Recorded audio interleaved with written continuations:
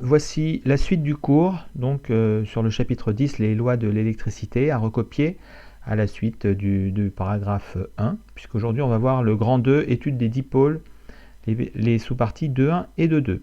On attaque. Donc, grand 2, vous écrivez étude des dipôles, 2.1, caractéristique tension-courant d'un dipôle. Donc la caractéristique tension-courant d'un dipôle, c'est la représentation graphique de l'évolution de la tension U à ces bornes en fonction de l'intensité I du courant qui le traverse. On note cette courbe U égale F de I. Si ça va trop vite, que vous n'avez pas le temps de recopier, bien sûr, vous mettez la vidéo sur pause. Un conducteur ohmique possède une caractéristique tension-courant que l'on peut assimiler à une droite passant par l'origine. J'ai repris l'exemple donc de la caractéristique tension-courant d'un rhéostat qu'on a étudié donc jeudi dernier en TP. L'équation de cette caractéristique peut donc s'écrire en choisissant d'orienter I et U en sens inverse l'une de l'autre, comme sur le petit schéma.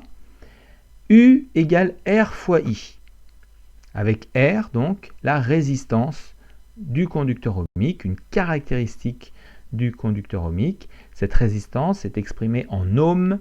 Le symbole, c'est le oméga majuscule grec. La loi d'Ohm, à bien connaître, la tension U aux bornes d'un conducteur ohmique est proportionnelle à l'intensité grand I du courant qui le traverse. Et c'est écrit cette loi d'Ohm, U égale R fois I, avec, bien sûr, pour U, la tension en volts, I, l'intensité du courant en ampères, et grand R, la résistance en ohms. Passons à la partie 2.2. Point de fonctionnement. Qu'est-ce qu'un point de fonctionnement?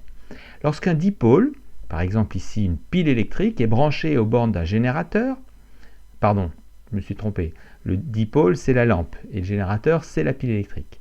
Le dipôle et le générateur seront traversés par le même courant grand I et soumis à la même tension grand U.